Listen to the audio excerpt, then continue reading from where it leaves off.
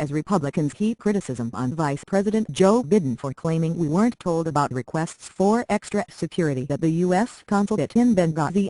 Secretary of State Hillary Rodham Clinton said Friday the precise details of the deadly September 11 attack on the compound in Libya still remain unclear. 1 month after the attack that killed the U.S. ambassador to Libya and 3 other Americans, Clinton said the administration is committed to uncovering the truth about what happened. There is much we still don't know, and I am the first to say that. Thank you for trying, verbose. This recording will go away once the product has been purchased, Clinton told reporters at the State Department after meeting with Italian Foreign Minister Giulio Turzi. But as someone who has been at the center of this tragedy from the beginning, I do know this: there is nobody in this administration motivated by anything other than trying to understand what happened, she said. We are doing all we can to prevent it from ever happening again anywhere, and, of course, we are, as a government, doing what it takes to track down those who are responsible. Clinton didn't answer questions from CBS. Thank you for trying, verbose. This recording will go away once the product has been purchased. News about what she was doing during the attack, CBS News correspondent Margaret Brennan reports. In a hearing earlier this week on Capitol Hill, Charlene Arlam, the Deputy Assistant Secretary for Diplomatic Security, testified that Clinton was monitoring the attack electronically.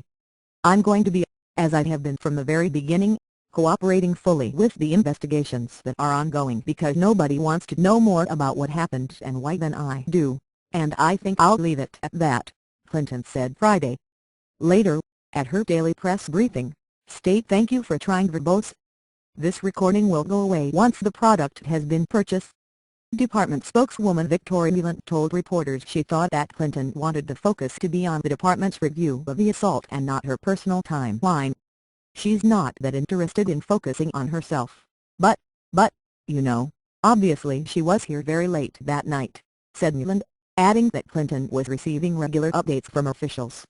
She was making phone calls to senior people, and so she was obviously very much involved, but I think she was not interested in sort of giving a personal tick-tock. It's not the way she operates.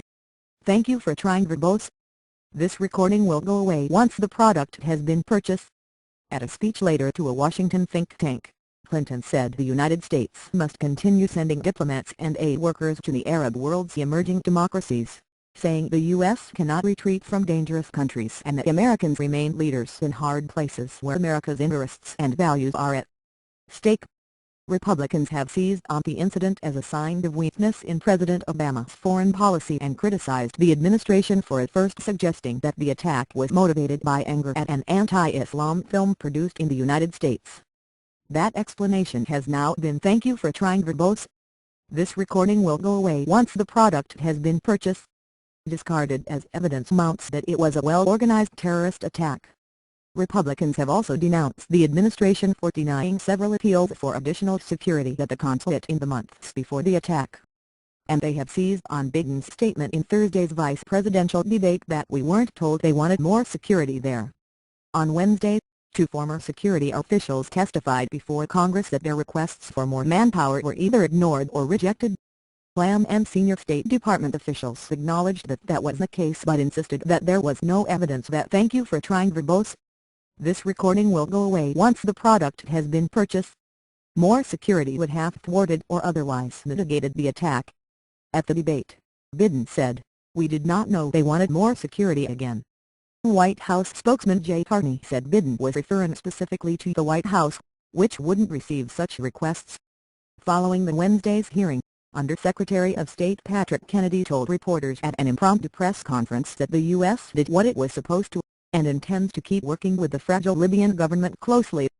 Amid persistent questioning about the alleged lack of sufficient security, thank you for trying, verbose. This recording will go away once the product has been purchased. In Benghazi, State Department officials have been defensive about their procedures. Kennedy, at his press conference, echoed that defense, saying it is impossible for diplomatic missions to only operate where security is robust. The State Department goes into inherently dangerous places all the time. That's our mission. We have to operate forward. We're there when the military is not there.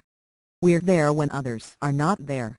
If we were to end risk, We would close 275 odd missions and withdraw to the United States, Kennedy said. GOP lawmakers rejected Kennedy's explanation that officials were "thank you for trying verbose. This recording will go away once the product has been purchased." Relying on the best intelligence available in characterizing the attack as stemming from a protest over an anti-Islam internet video rather than a deliberate, planned act of terrorism. In statements immediately after the attack, neither Mr. Obama nor Clinton mentioned terrorism, and both gave credence to the notion that the attack was related to protests about the privately made video ridiculing the Muslim prophet Muhammad. Some have sought to justify this vicious behavior as a response to inflammatory material posted on the internet, Clinton said on the night of the attack. The United States "thank you for trying verbose. This recording will go away once the product has been purchased." Deplores any intentional effort to denigrate the religious beliefs of others. "Our commitment to religious tolerance goes back to the very beginning of our nation. But let me be clear, there is never any justification for violent acts of this kind.